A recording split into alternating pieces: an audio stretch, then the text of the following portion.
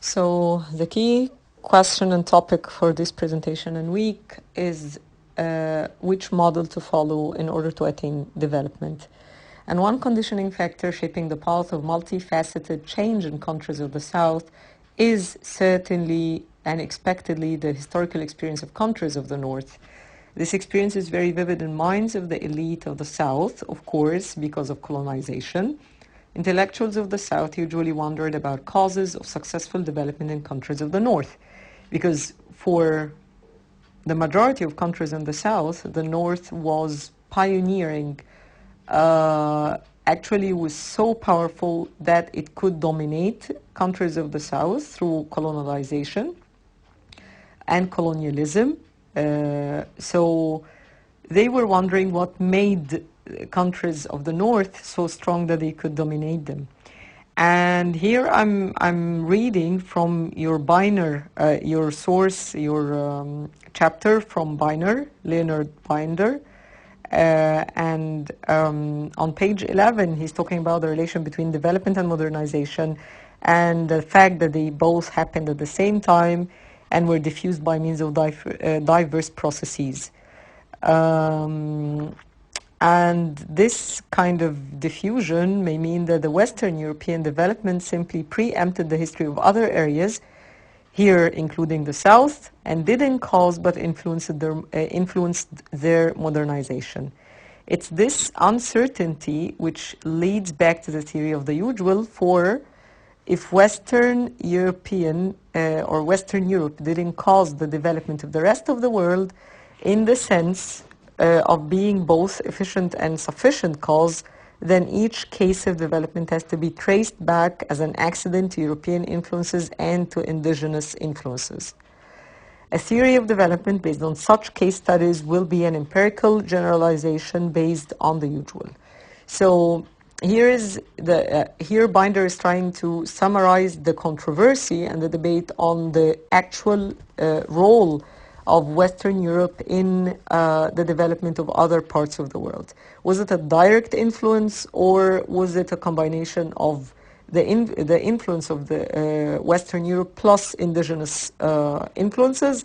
Or could we assume that actually Western Europe served as an efficient and sufficient cause for the development in other parts of the world?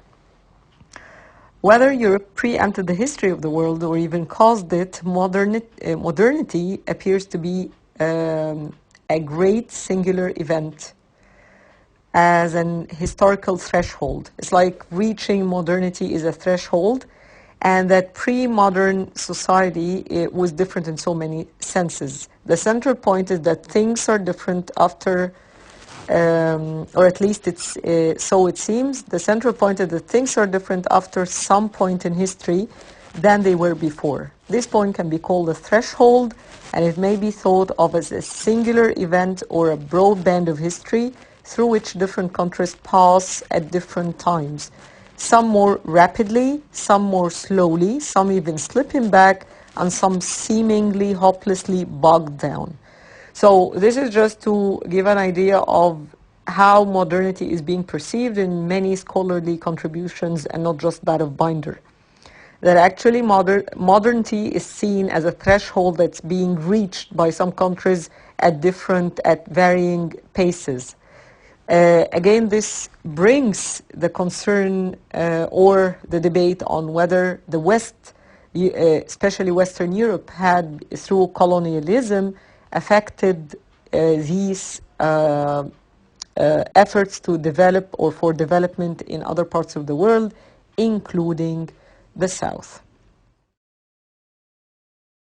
Well, there are three answers to the question of why countries of the North are so successful while countries of the South are generally lagging behind. And the fact that it's one possible scenario that actually development is or has been influenced by the development in Western Europe. One is the Orientalist answer, and the Orientalist answer has to do with a larger sort of paradigm presented by Edward Said in his book Orientalism, which was a landmark in understanding how colonialism was detected in Western versus Oriental literature. The fact that the West perceived of itself as a superior to the East and presenting itself as doing the rest of the world or the colonized parts of the world, the colonies, a favor through colonization was just one part of the key precepts or the key assumptions of Orientalism. So the Orientalist answer would have a touch of pessimism, that actually the North is developed and it achieved its development at the expense of the South, and that the South was exploited, and only through this exploitation that the North became that developed and was regarded as an idol for development by countries of the South. Then comes the second answer, which has to do with a combination of political and economic explanations. And this is generally practically what was presented and advocated by scholars of developmentalism in the mid-20th century. That if a society modernizes economically and socially, it will end up with political development that is having democracy and institutionalism, it rids itself, a country can rid itself from traditional settings, political and economic settings, and through that it achieves development in or according to the same path that was actually followed by Western countries. So if followed economically and politically, then countries of the South can also develop. An interpretation, the third answer is an interpretation using the notion of crises of development, which can be summarized because I'm going to discuss the crises in detail in few slides.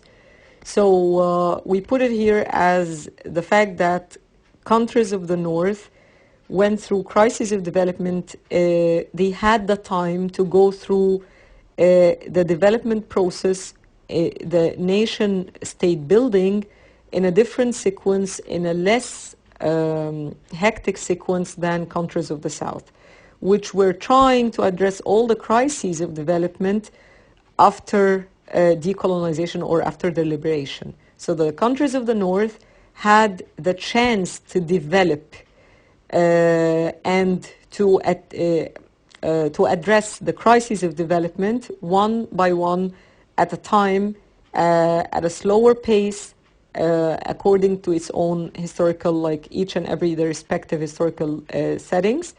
So at the very end, the interpretation is that the countries of the North are stronger because their nation state does not suffer from, generally speaking, compared to the countries of the South, from the crises of development that face and cripple countries of the South.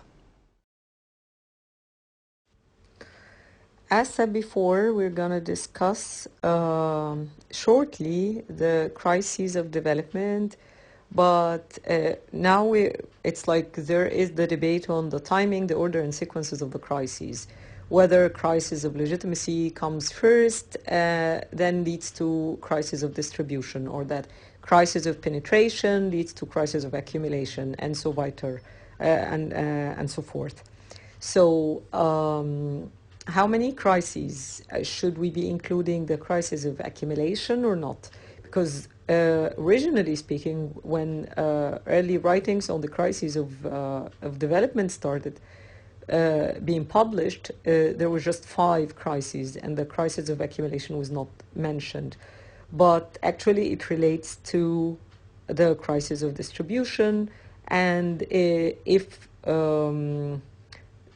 taken into consideration that there are 3 different models of development, then the crisis of accumulation is part of the problem, especially that each model assumes to have a better understanding of how accumulation should be attained.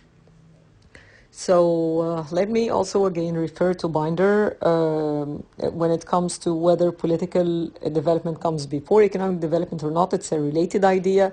It's not to the core of it, because simply we're going to discuss crises of development in a minute.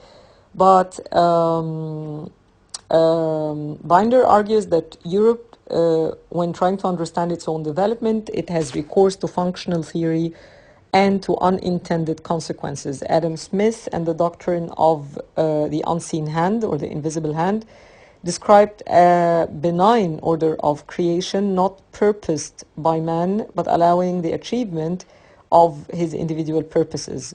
The liberals argued the man-made order interfered with the progressive realization of a more beneficent order. And outside of Europe, the prevailing view has been the opposite. Politics is not a response to modernity. It must rather be the cause of modernity if modernity is to be achieved. A crude and simple way of putting this matter is to ask whether political development is thought to be the dependent variable and modernization the independent variable, which was the case in Europe, or the European model, or whether modernization is considered the dependent variable and political development the independent one, which is the extra-European model.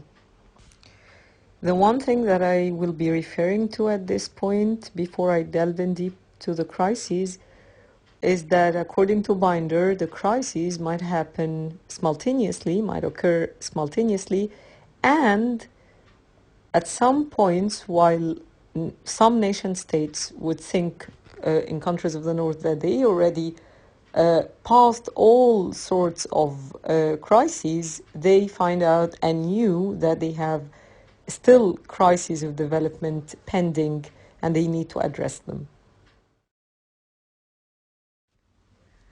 So what are the crises of development, political and economic of nature? The political path to modernity involves critical changes of identity from the religious to the ethnic and from the parochial to the societal.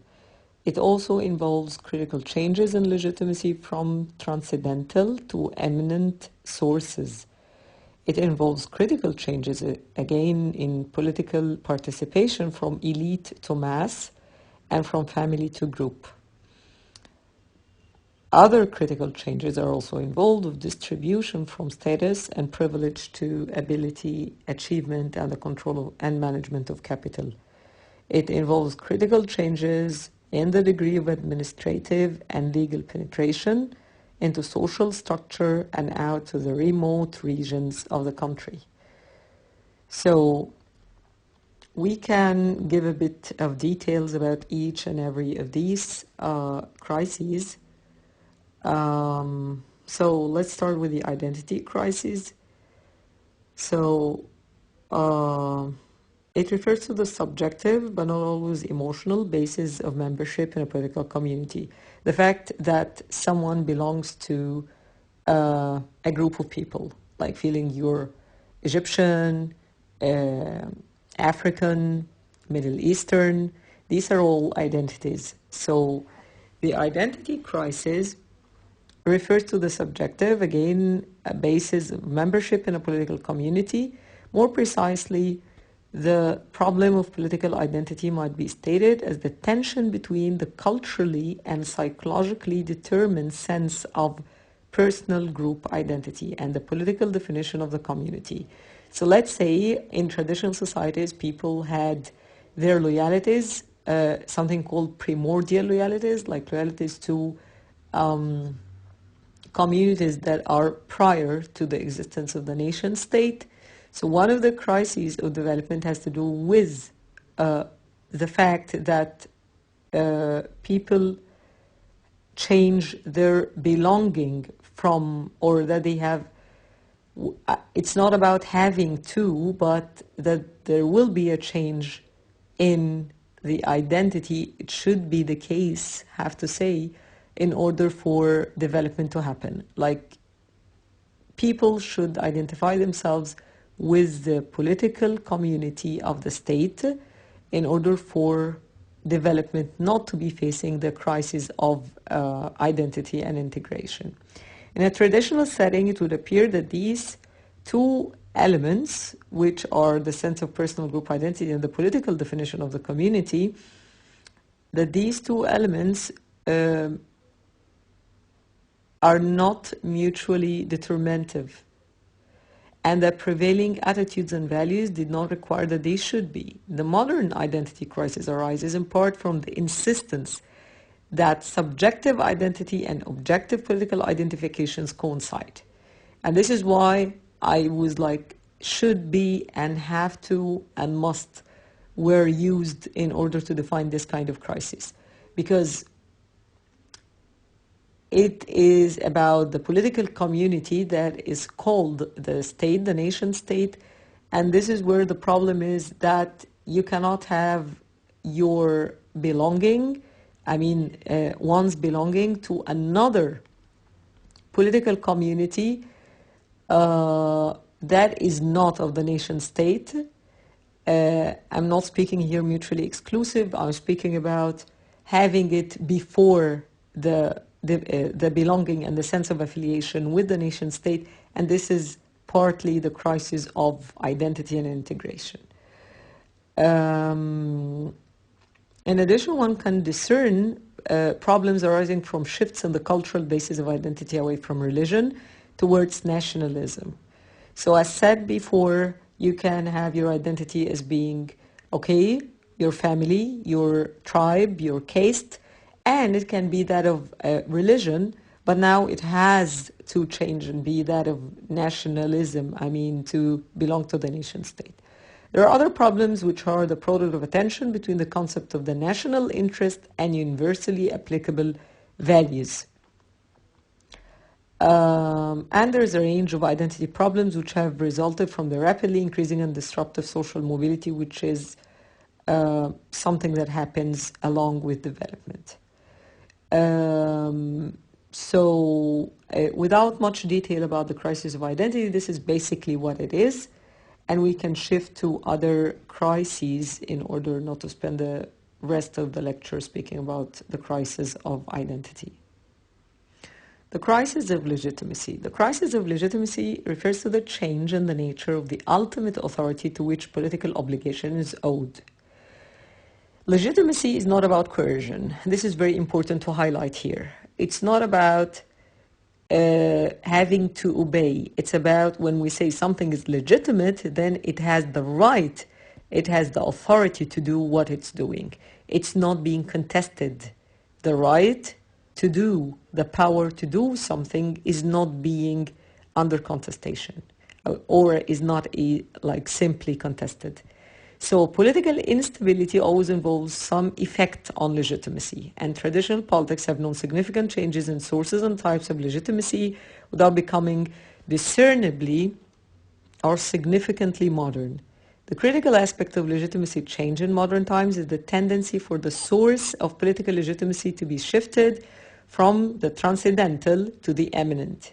The commitment of an eminent source of political authority, let's say the government, has spread into cultures still bereft of the ideational justifications for this new departure, which is another characteristic of modernity. So the decline of the sacred character of political legitimacy, which at one point of time was assigned or entitled by the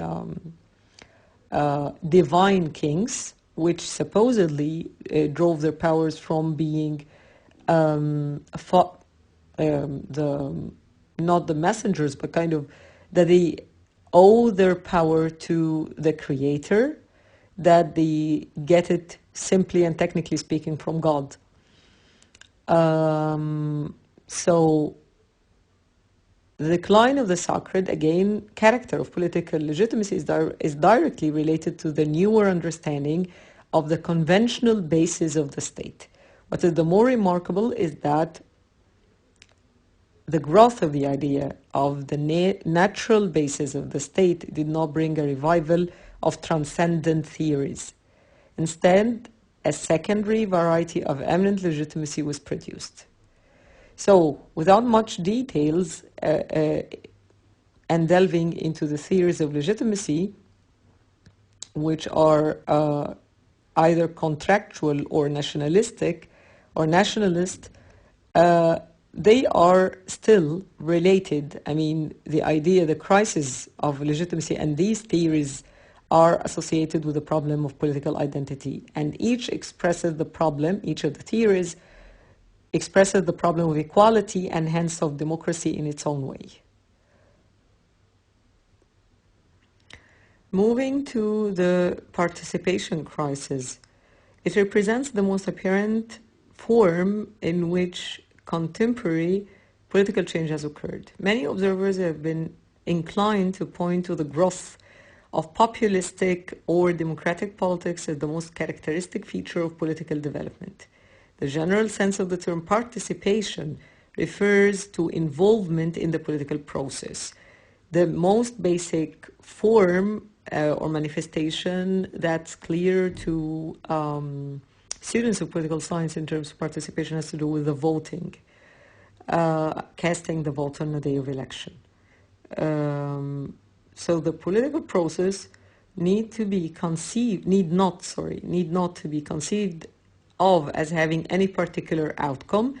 It may be examined as a purposeless activity, or it may be defined as organized activity aimed at giving normative precision to the policy decisions made for a whole society.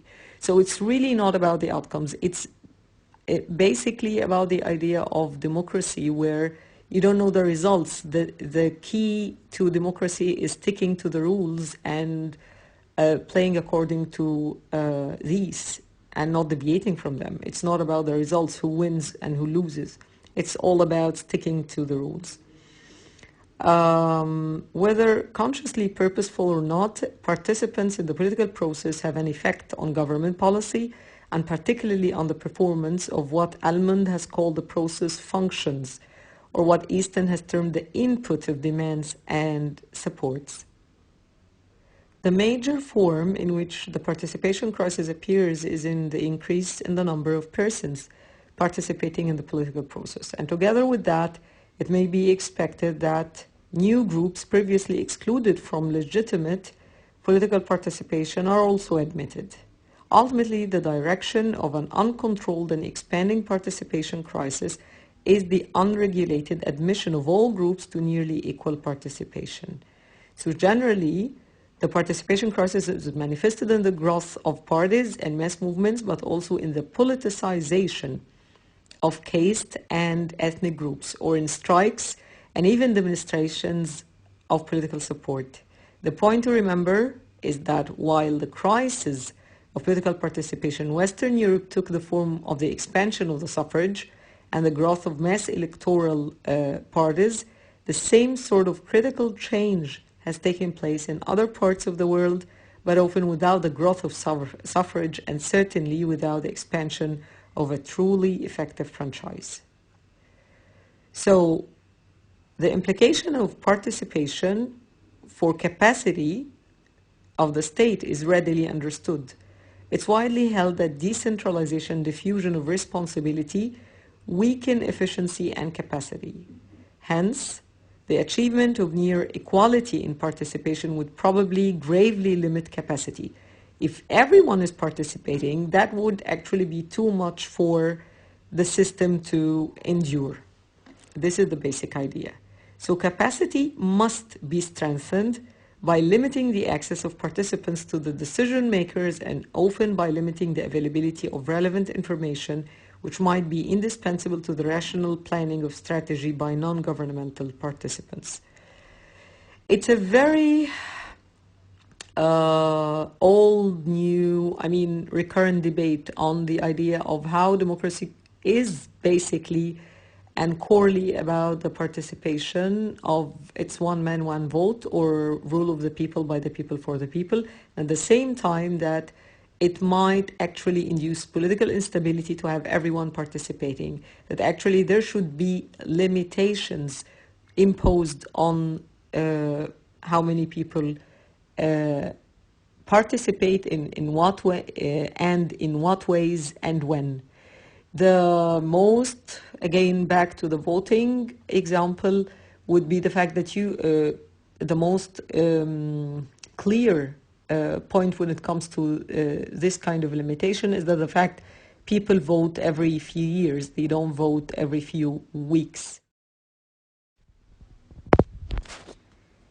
Of course, it's clear that the traditional governments didn't see the problems of distribution as very great, nor did they conceive of them as centrally political. Only small numbers of people had to be taken into consideration, and only small quantities of of material goods or relatively small sums of money were involved. But the thing is that it's different with the modern and developed society. The crisis of distribution reflects the contemporary situation in which the narrow swing from culturally determined goals and limited autonomous goals has been changed to political goals that are predominantly of the sort that are not culturally predetermined, but set by the need to emulate the most advanced countries, wherever there is enough cultural strength to avoid simply aping the West. National pride requires a more equitable distribution of material benefits. The principle of equality would require that all citizens be granted the same or a similar material standard regardless of how much more or less they might get under the rules of free competition. The pressure for equalization is frequently mitigated by insisting that only equality of opportunity is relevant, but not equality of initial economic circumstances. That is literally the fact that in many Western developed countries, what we call the welfare state, that there are basic services offered by the state regardless of the income of the citizens. At the same time, that the state does not have to guarantee that everyone gets the same exact amount of economic privileges. This is a matter of reward and contribution, but there must be an equality of opportunity. Another limiting device frequently used in conjunction with other policies is to include in material distributions only those who have been admitted to full political participation. So, capacity is thought by many to be a function of the pattern of distribution of the transferable resources of each state. Capacity is clearly related to the resource base of each country, and capacity with regard to distribution entails both these resources and the bureaucratic and planning skills needed to ensure their wise use. So, of course, a citizen in the United Kingdom or the United States of America should be expecting a little bit more than a citizen living in a third world poor country. Now we still have the crisis of penetration and the crisis of accumulation.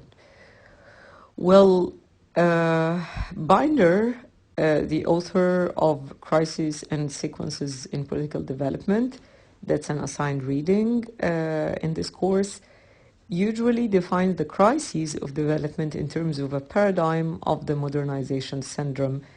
And this is based on the syndrome components, which are equality, capacity, and differentiation. These are cross-cutting categories for all the crises.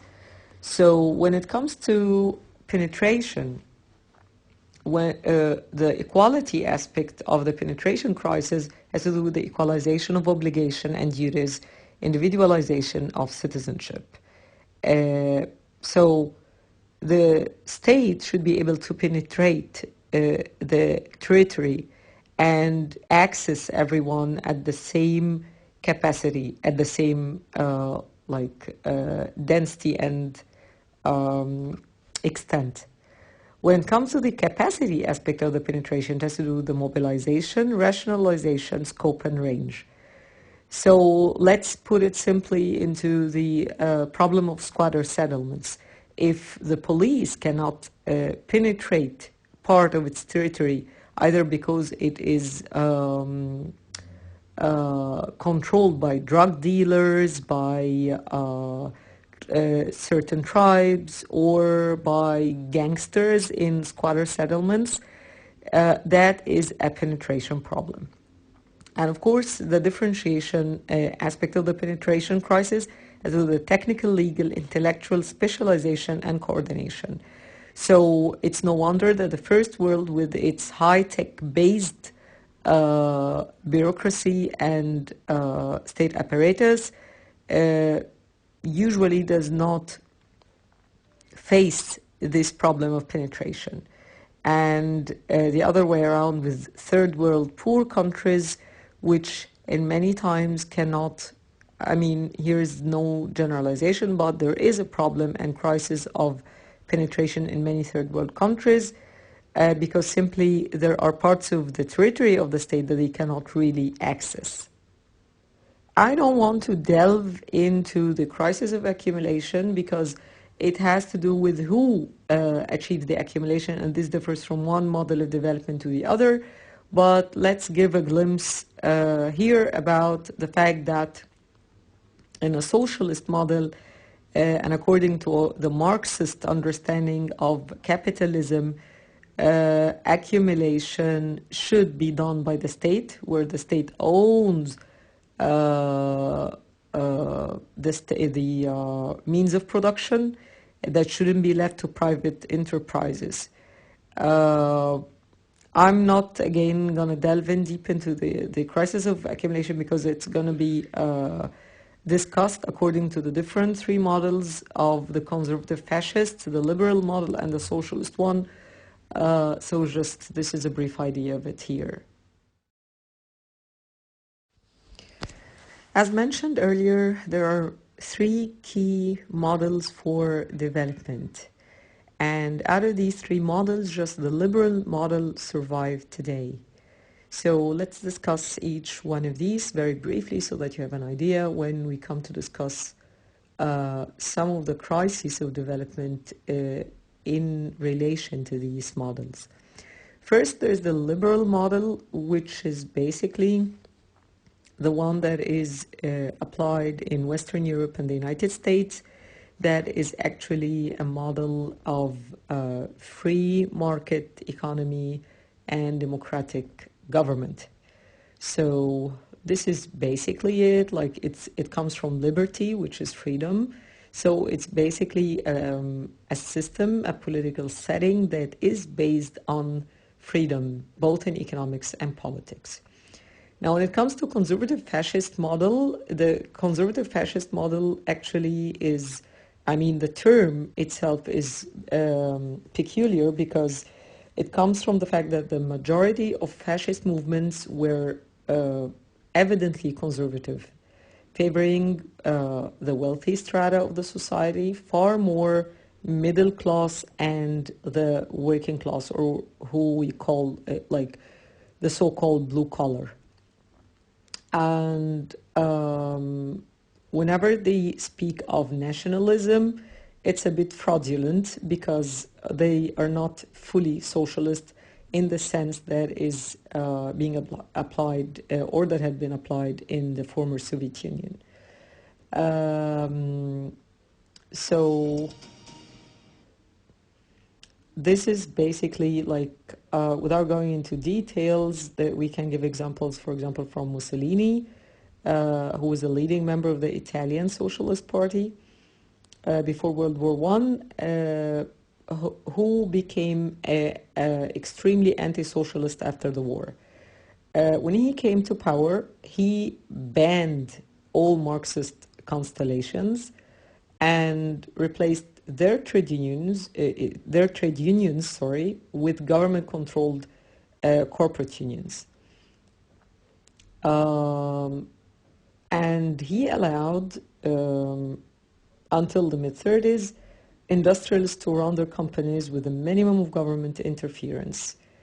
So, despite of the fact that he usually spoke of anti-capitalist slogans, he did cut taxes on business and permitted cartel growth, and allowed for wage reductions. I mean, measures that are not compatible with the socialist, anti-capitalist ideas.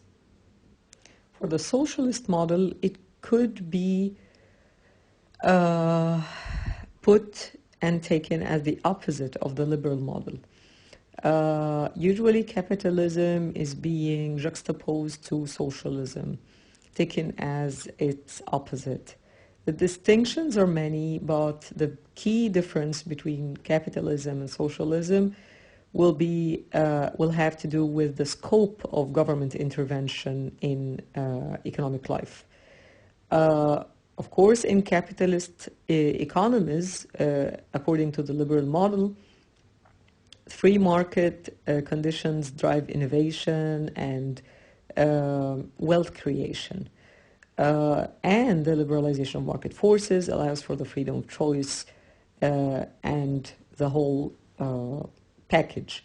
The socialist-based economy incorporates elements of centralized economic planning and uses that is used to ensure conformity and encourage equality of opportunity and economic outcome. So the primary concern for a socialist model of development would be equitable redistribution of wealth and resources from the rich to the poor. The state intervenes towards this end in the labor market, and in practically the state is the primary employer, and in times of economic hardship the socialist state can order hiring, so there is full employment even if there is no actual need for the employment process, like there is no actual need for workers to be employed for people. This is basically the difference between the three models, and all have been applied in the 20th century, but at the very end only the liberal model, as said before, is the one that survived. And with the fall of the former Soviet Union, applying the socialist model, came the famous book of Fukuyama on the end of history, speaking of the fact that the battle and the contest amongst ideas and ideologies already ended up with the victory of liberalism and democracy. So that brought the scholarly contributions to concern themselves more with the causes of the survival of the liberal model, and this is what we are going to discuss in the following slides. So when it comes to the crisis of penetration, in Great Britain, France, the United States, the center asserted its authority by force. Integration of other entities was done also by force in Germany, Italy, and Japan. But this is different from the Russian model, where there was a combination of revolutionary methods and coercive methods. Let's take, for instance, the period of the early 20th century, when in between 1905 and 1917, widespread economic discontent combined with increased demands by the state, its inability to increase the effectiveness of its apparatus of control throughout the country, produced revolutionary crisis. But finally, the renewed distribution crisis in the late 1920s was resolved by the creation of a new, brutal but effective system of penetration that replaced the one that broke down in the mid-19th century and was never sufficiently back. So the situation in the former Soviet Union conforms to what had been typical pattern throughout most of Russian history, that there is no question of national identity, at least in the minds of the dominant nationality. The legitimacy of the system is questioned only by a small, helpless minority, and demands for meaningful participation are insignificant. The desire of the state to play the role of a major power in the world leads it to mobilize a very large portion of the national income for state purposes, and to do this, a thoroughgoing system of bureaucratic penetration keeps control of the population. If you want to know more details, and actually you should, about the history of the crisis of penetration in the history of these countries, specifically Great Britain, France, the United States, Germany, Italy, Japan, and Russia. There is a very good reference that's titled Crises of Political Development in Europe and the United States. It's an edited book by Raymond Grew, and it was published in 1978. It's relatively old, but it has lots of details on the history of these crises in the bulk of these countries. Without having to repeat what we already mentioned on the crisis of identity a few slides ago, the basic idea is that in the liberal and conservative models, there is a promotion of the national identity that is that of the nation state. And in the socialist model, there is the acceptance of multiple identities, but tensions persist. Again, this has to do with reading the history of nation building of the countries mentioned in the previous slide, so that you can see how national identities were causing some tensions in the socialist model, and the fact that liberal conservative models cared more about having the priority for the national identity, that of the nation state. That was one of the goals of the successive governments. But in the socialist model, it was more accepting multiple identities. It was more about applying the socialist model of development, but still tensions persisted. When it comes to the crisis of participation, it goes without saying that the liberal model would be the one that allows participation more freely compared to the other two models, which are the conservative fascist and the socialist. Regarding the history of the liberal model countries like the United Kingdom and the United States, France, you can easily see that there was a gradual expansion of political rights under the liberal model. We can speak of the history of the conquest between the parliamentarians and the royalists in Britain, ending up with the victory of the parliamentarians. We can also speak about universal suffrage and the expansion of this suffrage to include gradually every citizen that is 18 years old and above, regardless of color, sex, and occupation. When it comes to the conservative model, there was an expansion of political rights temporarily, but then severe restrictions during the fascist phase. There is a very good reading that's actually available online by Aristotle Kallis that is titled The Regime Model of Fascism, a Typology. It's a very good reading, and it was published in 2000, the year 2000, in European History Quarterly by Sage Publications. And I don't want to delve in deep into the details of his argument, but he made very good points when it comes to the fascist political history. Of course, the typical cases for the conservative fascist model are Germany and Italy, with other countries that are not specifically or fully identified as fascist, which Kallis describes as para-fascist or actually not Kallis himself, but he quotes and cites other people like Roger Griffin, who talks about para-fascism in other countries. And the fascist component in many countries like Spain, Austria, Romania, Hungary manifested itself in a variety of different forms, ideologies, organizations, with competing programs and aspirations. According to Kallis, what distinguished the regime model of fascism from conventional authoritarian systems was the ability of the fascist component to assert its political supremacy over conservative expectations, to develop its own radical momentum and embark on the realization of its particular ideological objectives. Such ability depended on four factors. These are the ideology of the fascist component, its domestic consolidation, the objectives behind policy making, and the scope of its regenerating ambitions. These criteria are applied to several cases, of course, including Italy and Germany. In this paper, I urge you and strongly encourage you to read this paper to know more about the particularities of the fascist conservative model.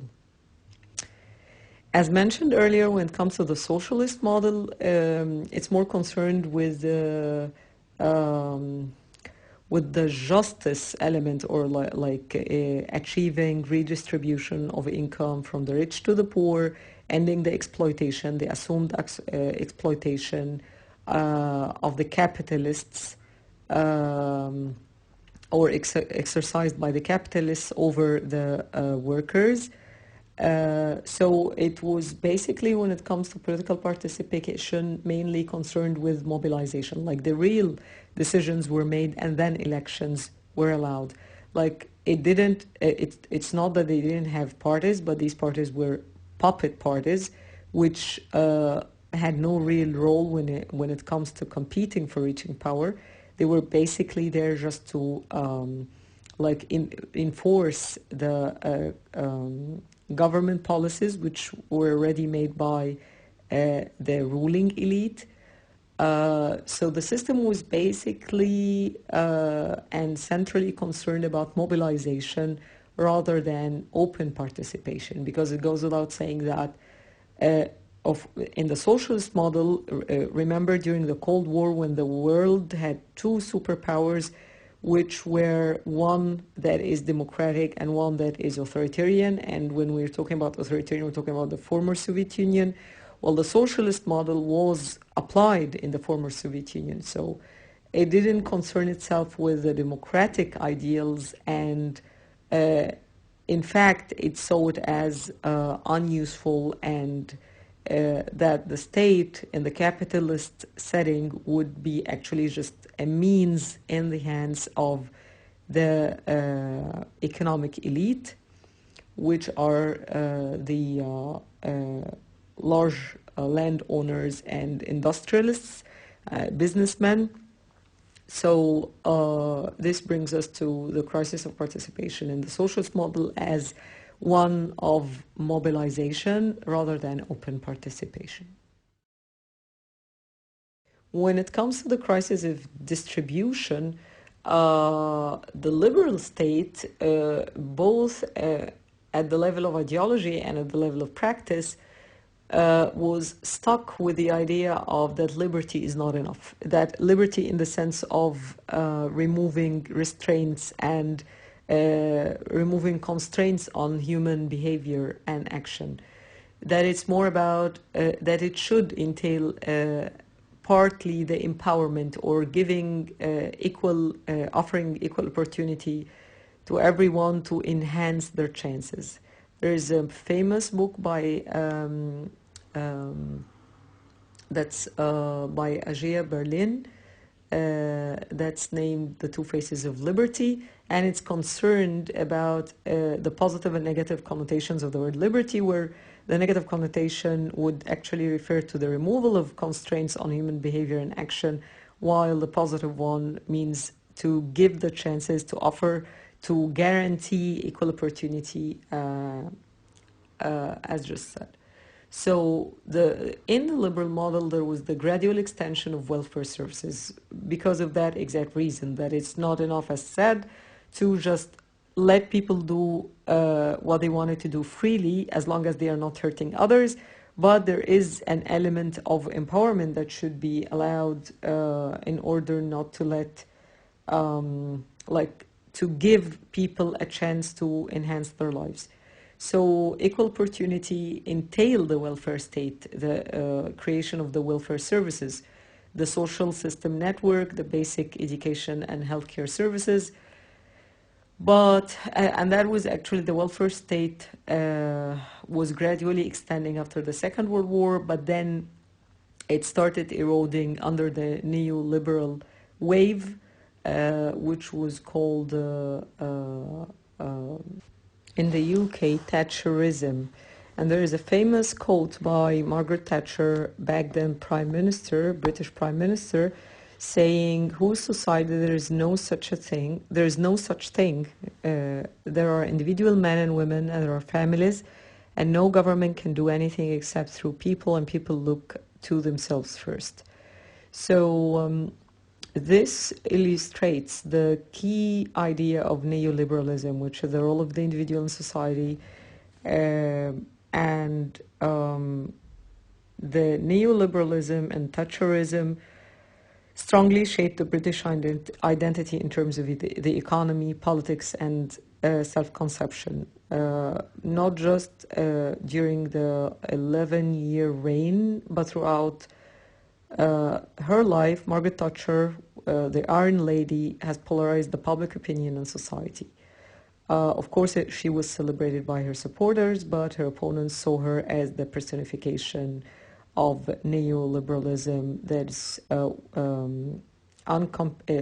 incompassionate and brutal. Another thing about neoliberalism that it sees competition as the defining characteristic of human relations. It redefines citizens as consumers whose democratic choices are best exercised by buying and selling. A process that rewards merit and punishes inefficiency. It maintains the market, delivers benefits that could never be achieved by planning. There is a good, it's an article in The Guardian by a journalist named George Monbiot. That was published in April 2016, and it's titled "Neoliberalism, the Ideology at the Root of All Our Problems."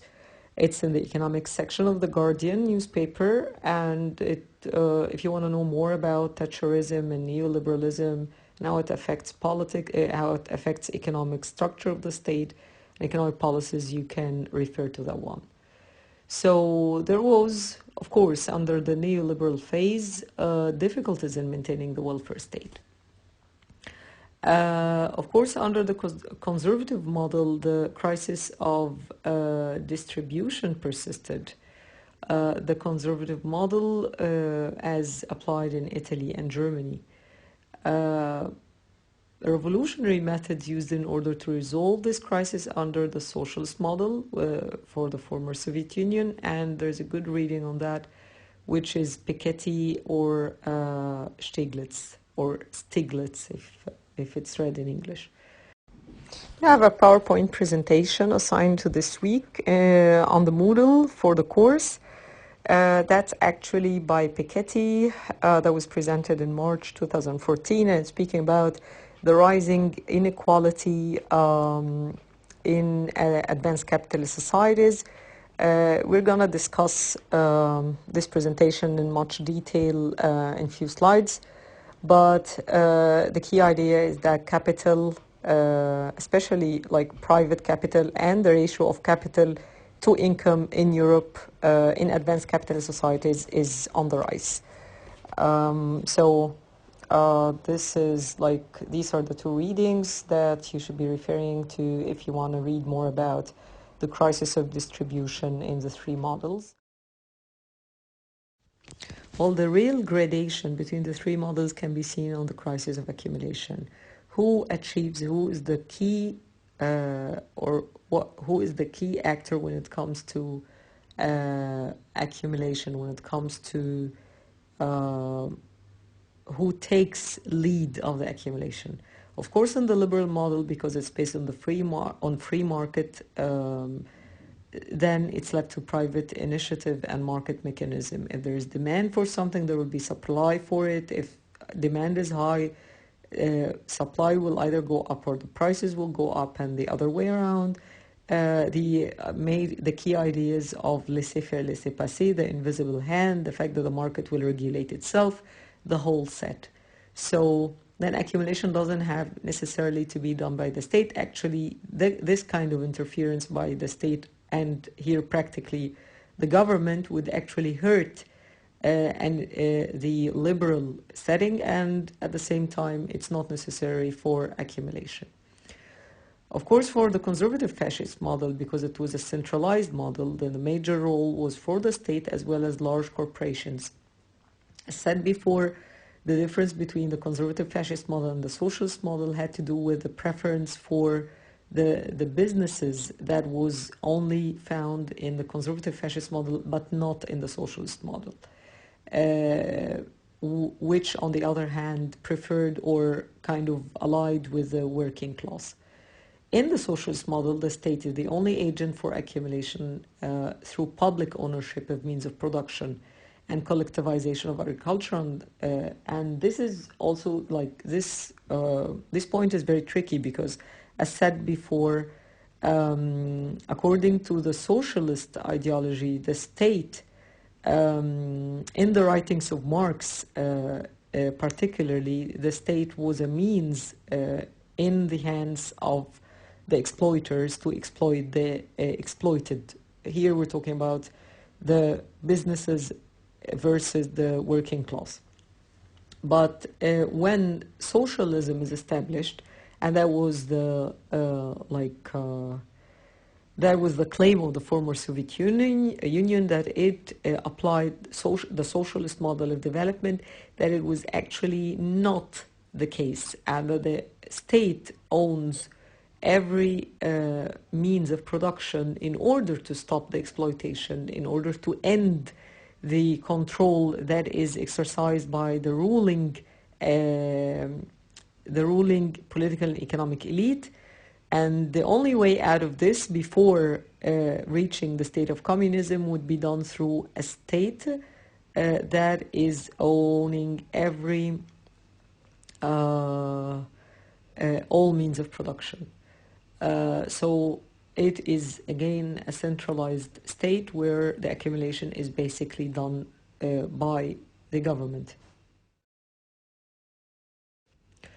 Now, when it comes to the liberal model, according to the writings of Gilpin and Marx, of course there was trouble with the capitalist setting, that in his book Das Kapital, or The Capital, Marx elaborated much on the deficiencies and the drawbacks of the capitalist system, and there is supposedly, according to Marxist understandings, the cyclical trajectory of the economy, which goes from expansion and full employment to recession and unemployment.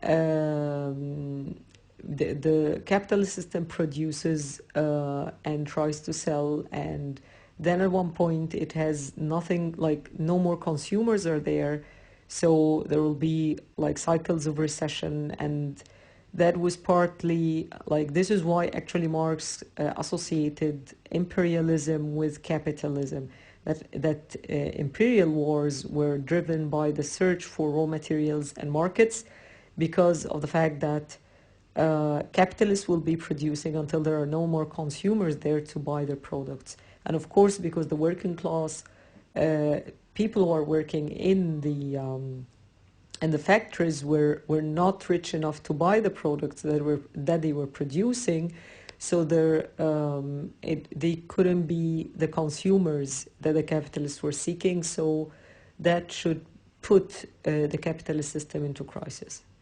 The conservative model relies more on the state and protectionism, so that the state has a role and monitors the economic sphere. But it didn't survive long enough to experience problems of accumulation. But both this model as well as the socialist model could mobilize more resources for economic growth, but the socialist model faced problems inherent in the difficult transition from an extensive mode of growth to an intensive mode, which should have required a change in the mode of governance. And this led to stagnation, which accelerated its fall. We're going to discuss this point more in details based on some of the readings that you're assigned for this week. So now I'm using the reading by Howard Sherman. That's called The Rise and Fall of the Soviet Union. It's found on JSTOR. And talking about how economic decisions were made in the former Soviet Union, Sherman argues that wages and salaries were set by political decree, not by the market. So those with political and economic power set their own wages and salaries, or had some impact on setting these. So in official Soviet theory, all wages and salaries were paid according to the labor that was done, implying no exploitation. But it would be naive to think that the people at the top set their own salaries so as just to equal their labor expenditure. That was technically that they made more money, and statistically speaking, the top 10 in the socioeconomic structure were making 3 times more what the bottom 10 or the 10% of the bottom of the socioeconomic structure were making. Of course, the discrepancy was higher in the capitalist economies, but it was not that much higher. Also there was the idea of the surplus labor. So it was the case that the average Soviet worker had extracted from his or her labor, expended a certain amount of surplus labor, that is labor expended above the necessary labor going to produce the worker's own individual consumption of goods and services. Let's put it in a simple way. If the worker is producing like 10, working in a factory producing 10 bags, so these 10 bags should be enough for his own consumption, and the prices or the selling these should be covering the rest of his expenses as an individual in other goods and services like housing and like education for the kids and so on. But that was not the case. The case is that there was surplus labor, that the people worked for more than just their own individual consumption of goods and services. But it was assumed to be going in the Soviet Union, the surplus labor for the creation of new means of production to expand the economy and to collective consumption by the whole population, such as public parks. But the total amount of surplus labor transferred directly from Soviet workers to the Soviet ruling class was very small by US standards. The total amount, the main distributional issue in the former Soviet Union was the use of the huge surplus labor product that went into investment, collective consumption, and military spending. And as said before, the problem in the former Soviet Union is that the workers didn't make these decisions. Self-selected leaders decided on the entire allocation of the surplus labor. So it could be the case that a small dictatorial group decided a large amount of workers' surplus labor should be used to build nuclear bombs rather than hospitals. Would that be exploitation? It could be argued that extraction of surplus for purposes dictated exclusively by the ruling class is exploitation, just as much as the extraction of surplus labor directly into the pockets of the ruling class. Both forms of surplus labor extraction depended on ruling class control of the Soviet political process and political control of the means of production. To put things simply, it's it's more or less about the fact that people didn't make their own decisions when it came to how much they earn, and the fact that surplus labor was being directed to investment or any other purposes, depending on the control of the ruling class on the Soviet political process and means of production. Now, the distinction between the extensive mode of growth and the intensive mode of growth should be made clear so that you're not confused while reading the papers on the former Soviet Union, the socialist model. The extensive mode is about increase in the output. So if there is increase in the output of the production, then this is extensive. But the intensive has to do with the sustained increase in the per capita income. So you can have an increase in the output, but no real increase in the per capita income. But if it's intensive, it is the growth is about the increase in the per capita income. Just let me give you a glimpse of how it was under the former Soviet Union and socialism in the 1980s.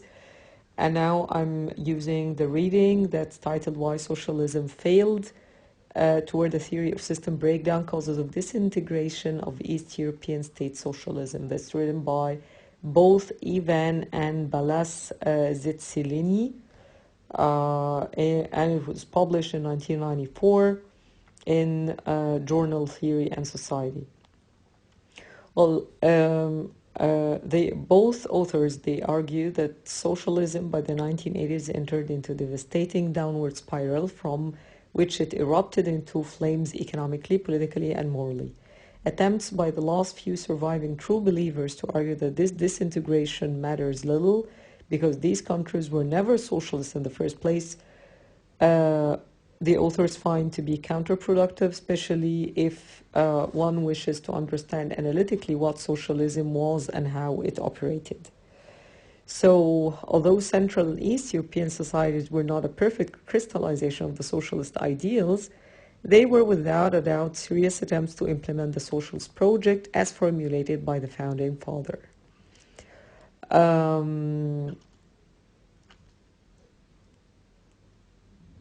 There are so many factors towards understanding why at one point socialism didn't work towards the late 1980s.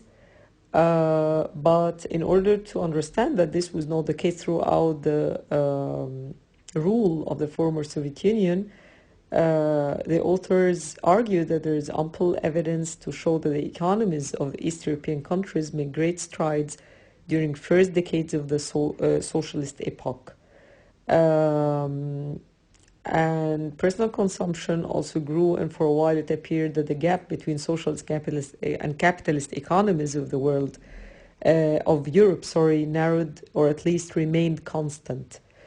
It's common wisdom that telecommunication is notoriously inefficient under state socialism, but until the late 1960s and early 1970s, the countries of East Europe on the whole didn't fall behind countries at similar level of economic development in Western Europe. Whatever evidence that's available, it seems to suggest that socialist countries, especially those that became socialist at a lower level of economic development, were closing their gap with the advanced West until 1960. But between 1960 and 1975, they generally performed about as well as one would expect from a country at their level of economic development. To get this point, that you cannot see how socialism was lingering these countries or bringing them to lag behind their capitalist counterparts. Between 1975 and 1989, their growth slowed, and the gap between capitalist and socialist countries at a similar level of economic development began to widen again, and eventually their socioeconomic and even ecological and demographic system began to decay. There are lots of details on what happened and why you cannot just, this is the argument of the paper, is that you cannot just blame socialism and claim that it doesn't work, because up to this moment there's China where it has socialist policies but it works. So the paper goes into the details of why socialism declined and ended up with the fall of the former Soviet Union in the late 1980s. Well, this slide kind of builds on many of the notes that were already mentioned in the previous slides. The crisis of legitimacy has to do with what we already mentioned about the three models of development and the fact that the only one that kind of survived evidently today is the liberal model, while the two other models are generally extinct. So this can be easily grasped if one acknowledges the liberal pluralist basis of the liberal model, where which is based on free trade and political pluralism, free elections, and sticking to the rules of the democratic game. So acceptance of contestation under the liberal model leads to evolution and consolidation of legitimacy of its institutions. The thing is that the liberal model is supposedly and arguably based on consent, and it's not based on coercion, because as long as you stick to the rules of the game and you accept the results of the democratic game, then everyone should be fine. Like, it's a matter of how you play it and sticking to the rules. But it's not, at the very end, you accept the results of the political game just because you acknowledged and accepted the rules according to which the game was played. So because of this, evolution can happen and things can change just because it's based on consent. That was not the case in the other two models. No open contestation, and because of this, there is no room for change except through revolt, foreign intervention, or situation of block change and stagnation, which is practically what happened in the last phase of the socialist model in the 1980s under the former Soviet Union. Now, when it comes to the very basic question of, okay, we've already mentioned before that the liberal model is the one that actually kind of survived. So why, what was really particular about the liberal model that it survived while the others didn't? Can we claim that the acceptance of the reality of opposed interests of major classes and groups and establishment of mechanisms to resolve these disputes be the key component in explaining the successful evolution of the liberal model? Well, there are so many explanations of why liberalism survived while the other models went through decline or demise. The fact that capitalism is associated with the liberal model, and that's based on the individual initiative and enhancing creativity, encouraging people, promoting growth and benefit and profit, that it actually is kind of congruent with human nature, that it's not being imposed from above, and that should actually get things functioning. It's very close to the idea of the invisible hand when it comes to the market, that it's going to be supply and demand are going to regulate the market, prices are going to be defined accordingly. So if there's demand for some commodity or service, it's going to be offered. If there's more demand, then the supply will either increase or the prices will go up, and the other way around. So the same with the idea that the liberal model, because it's based on freedom, both in economics and politics, is that it is congruent with how human nature is. Like, it's how humanity likes things to work. Like, if I excel in doing something, then I should be rewarded proportionately in exchange for that, and I should have a say in what the government does to me, at least in terms of electing those who rule, the politicians and the parliament deputies. While the other models were based at different levels on imposition and coercion.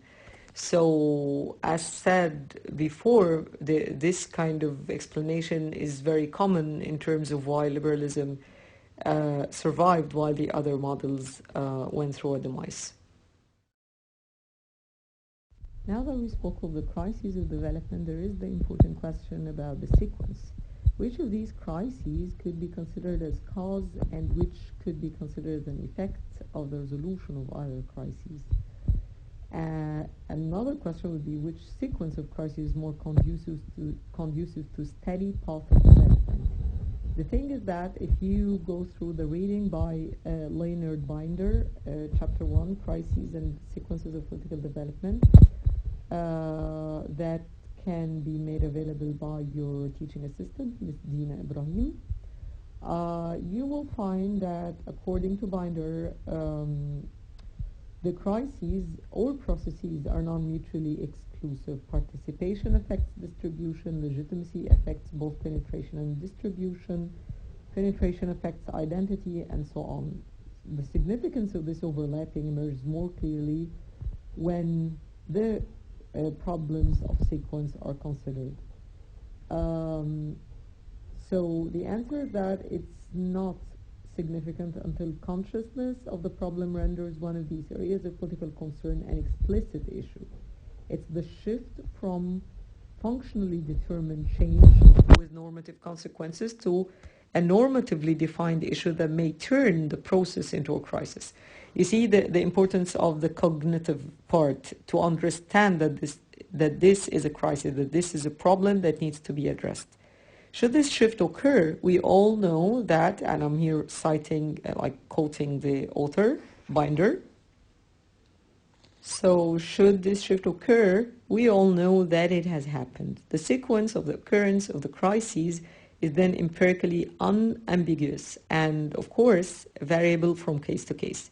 But it does not seem from an a priori examination of the theory that the sequence of crises can be wholly arbitrary.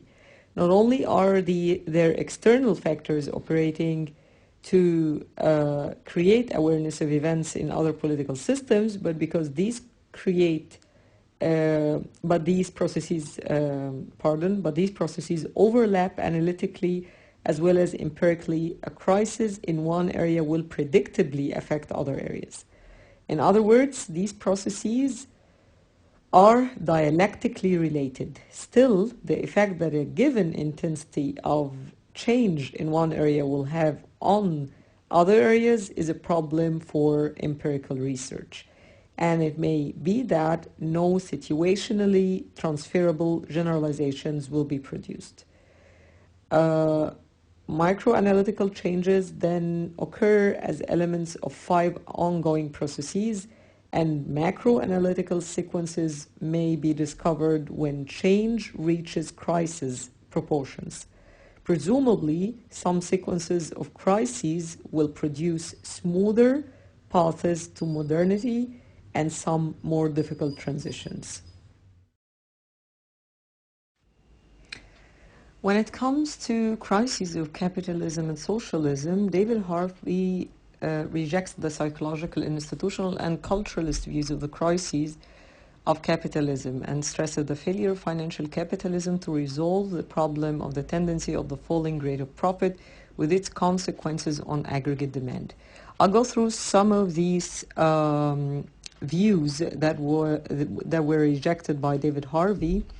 For example, one thing about the psychology that has to do with the instinct of mastery and greed, the delusions of investors, and all the rest of the package. So this is part of the explanation of why capitalism goes through crises. Another explanation, which is institutional, has to do with failure of institutions. Regulators were not up to the standard when they were needed. Shadow banking systems innovated outside of their purview, and therefore institutions have to be reconfigured, and it has to be some global effort by, for instance, the G20s or the like. So this is also another explanation about why capitalism goes through crises. A third one, which is about the culture, has to do with the fact that, for instance, in the United States, the tendency of people to buy, or the fascination of people to buy houses, to have home ownership, is deep in the culture. For example, in the U.S., there's from 67 to 68% of U.S. households are homeowners. So they own the homes they live in, while in other countries like Switzerland in Europe, it's only 22%. So, of course, it's a cultural value in the United States of being supported by mortgage interest tax deductions, which is a huge subsidy. This is something that has been promoted since the 1930s, very explicitly in the 1930. It was built up because the theory was that debt encumbered homeowners do not go on strike. So there is a culture in the US for people to buy homes, and this is not somewhere else. So it might be part of the problem that is actually cultural. His article, the one that is assigned for this week, titled The Crisis of Capitalism, was published in 2010 in April, and it was about the financial crisis of 2008-2009, and his explanation to that was that starting the 1970s, there was a wave of what, or a phase of what one can call wage repression. Wages have remained stagnant. The share of wage as a national income right throughout the OECD countries had steadily fallen. It has even steadily fallen in China, of all places. So there are less and less being paid out in wages. Well, wages turn out to be also the money which buys goods. So if you diminish wages, then you've got a problem with where is your demand going to come from. And the answer was, well, get out your credit cards. We'll give everybody credit cards. So we will overcome, if you like, the problem of effective demand, and here I'm quoting from the article, by actually pumping up the credit economy. And American households and British households have all roughly tripled their debt over the last 20 to 30 years, and a vast amount of that debt, of course, has been within the housing market. And here comes the theory that David Harvey actually defends and argues to be the one that explains the crisis of capitalism, which is that capitalism never solves its crisis problems. It moves them around geographically. And this is what one sees is the geographical movement of that. Everyone says, well, okay, everything is beginning to recover in the United States, and then Greece goes bang, and so on. So the problem is that it's interesting that you had a finance crisis in the financial system. You sort of have solved that problem, that crisis in the system, but at the expense of sovereign debt crisis. So if you look at the accumulation process of capital, you see a number of limits and a number of barriers. And there's a wonderful language that Marx uses where he talks about the way in which capital can't abide a limit. It has to turn it into a barrier, which it then circumvents or transcends. You can get the point. Like Marx was very pessimistic about the nature of the capitalist economic system, and that actually it's based on greed, and that profit never knows an end, the whole thing. And this is why partly he believed, or he argued, that there are certain mechanisms in the capitalist system that are destining the capitalist system to fall. So away from that, it's as said that they have to set it as a barrier which they then circumvent, the capitalists circumvent or transcends. So if you look at the accumulation process, you look at where the barriers and limits might lie. And a typical circulation of accumulation goes like this. You start with some money, you go into the market and you buy labor, power and means of production, and you put that then to work with a given technology and organizational form. You create a commodity which you then sell for the original money plus a profit. Now you take part of that profit and recapitalize it into an expansion of your original capital for interesting reasons. And this goes on and goes on. It never ends. So we can speak about financial innovation, the fact that capitalism needs some financial ingenuity, but the problem is that it also empowers financiers, and the excessive power of financiers can sometimes screw things up. They get greedy, no question about that. And Harvey refers to the financial profits in the United States that were soaring after the year 1990. They were going up, and while profits in manufacturing were going down. So you can see the imbalance. Harvey is actually supported by Piketty's conclusion about the growing wealth inequality in advanced capitalist countries. You can refer to the PowerPoint presentation, the slides that you have in your assigned readings of the course for this week, which was presented by Piketty himself in March 2014 in the Paris School of Economics. I will be going through some of the slides.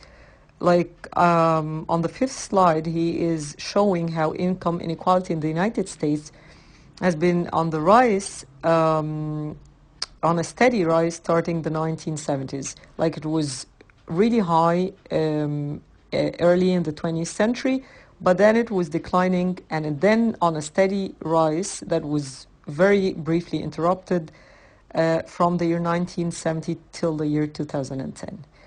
Same with slide 6, where he is discussing figure 1.2 or 1.2, which is the capital to income ratio in Europe between the year 1870 and the year 2010. You can see that in the three countries, Germany, France, and the United Kingdom, there was clear tendency for an increase in this ratio of capital to income in Europe, or at least specifically in these three countries, starting the 1950s and up till the year 2010. So also there is the figure 5.3 on slide 8, discussing private capital in rich countries between 1979 and 2010. You see that throughout 4 decades or 40 years, there was in the United States, Germany, UK, Canada, Japan, France, Italy, and Australia, generally speaking, an increase, a relative increase in private capital in these countries. Again, with slide 9 in figure 5.5, private and public capital compared in rich countries throughout the same 4 decades, you will find that public capital was evidently smaller in size compared to private capital, which was again on an upward slope, a general upward slope from 1970 to 2010. Yeah, like you have lots of graphs in this presentation because he's an economist, but he makes a very good point on slide 13, where he is saying that this slow growth in slow growth societies, the total stock of wealth accumulated in the past can naturally be very important, because these societies are slow, like they grow but slowly. So the total stock of wealth naturally accumulated in the past can naturally be very important, because it is a source of income. Like wealth is can produce income, but capital is back because low growth is back. So this is why capital is gaining in importance and size, because growth is going down on a downward slope. And this, in the long run, can be relevant for the entire plan, so it can transcend just being a feature of the advanced capitalist societies. He makes lots of arguments and he uses some equations in terms of explaining why this is the case. But I want to jump to the findings.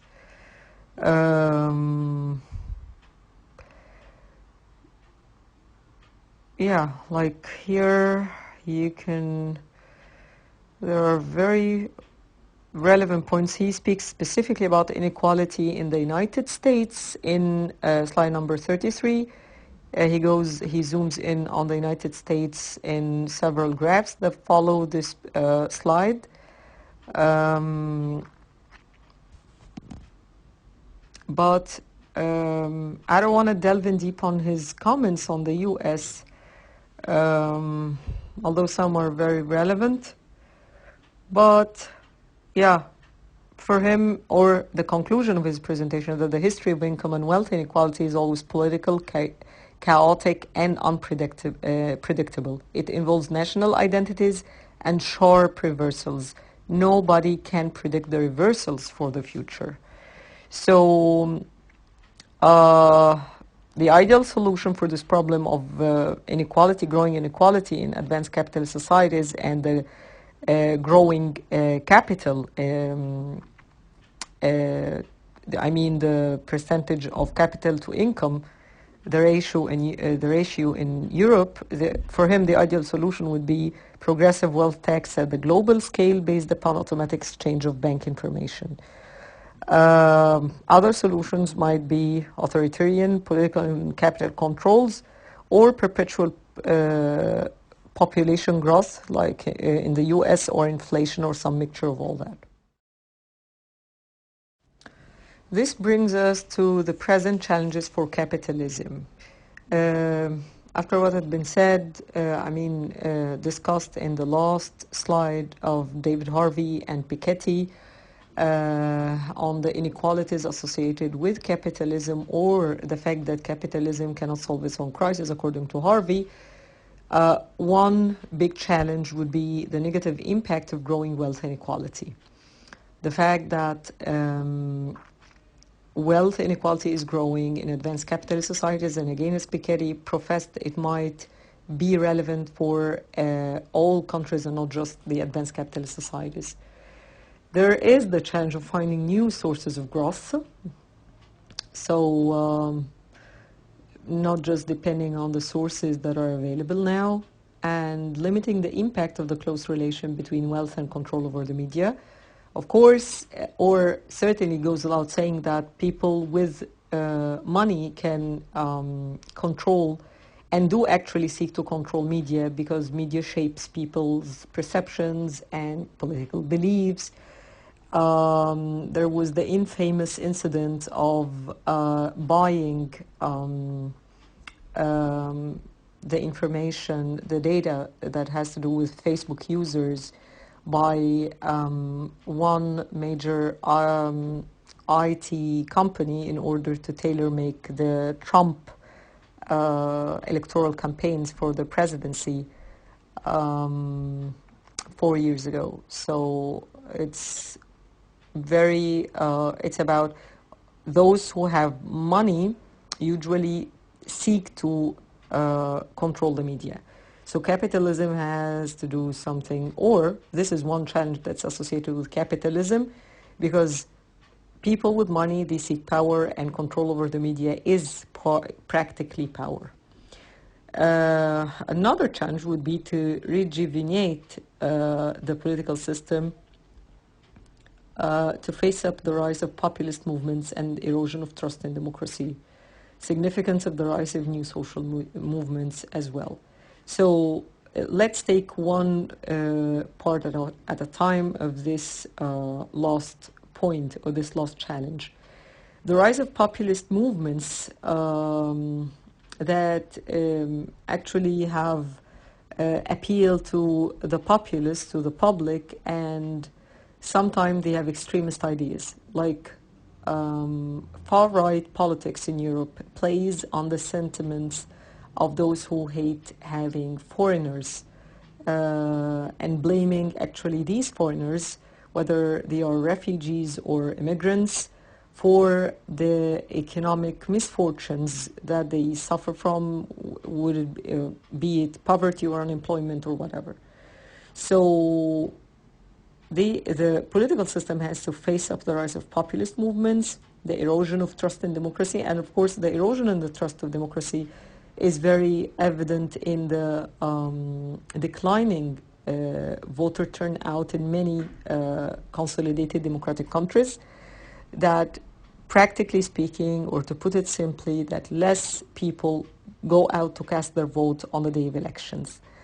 This is a significant concern for democratic regimes that have strong and long traditions of being democratic countries, because this reflects on partly on the distrust or the lack of trust in the democratic setting, rules of the game, to say. Of course, this is also, there's the significance of the rise of new social movements. New social movements are trying practically to compensate for the fact that political parties are not as sought as before, that many people would rather go express themselves through social movements rather than through conventional political parties, which are by default actually part of the political sphere, and they are there to articulate the demands of the citizens. Now, when it comes to the causes of the fall of socialism, we can mention David Lane stressing the importance of economic decline in socialist countries. We've already discussed this decline in a previous slide. When East European economies were doing well up till the mid 1970s, but then in the 1980s there was a sharp gap between East European countries and their counterparts under the capitalist camp with similar economic development levels.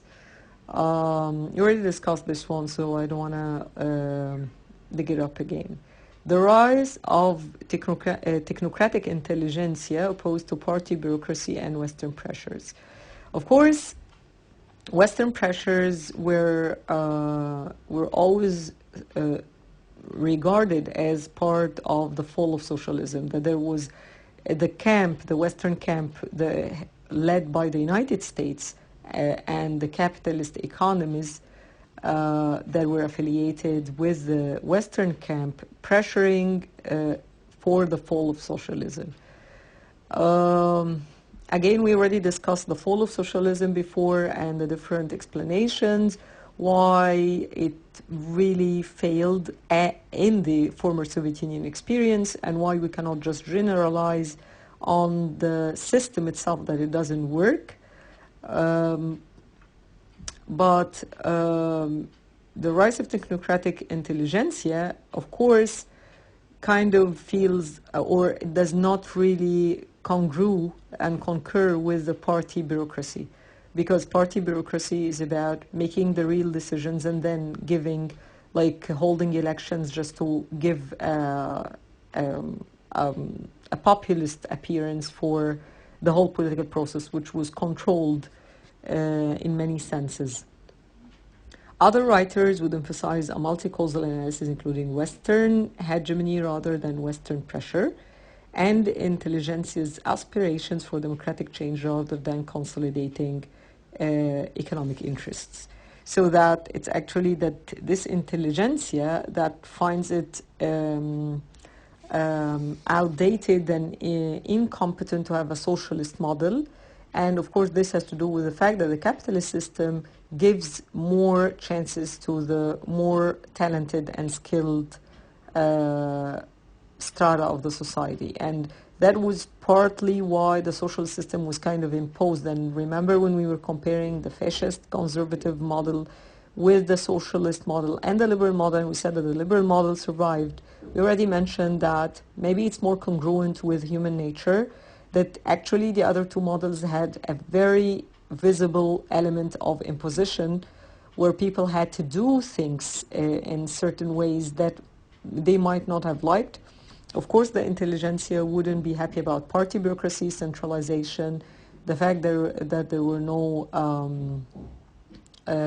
alternatives, and maybe they had just not concern for economic interests and like better pays and so on, because as said before, comparing the top 10% of the population, the income of the top 10% of the population, the former Soviet Union, to the lowest 10% of the population, that was 3 times more, while in capitalist society the same ratio was 4 times more, doubled or 4 times in multiplying So the real difference was not, I mean, the discrepancy was there, and you can easily tell that top government officials and top professionals were much better paid than the blue collars and the lowest of the 10% at the bottom of the socioeconomic pyramid.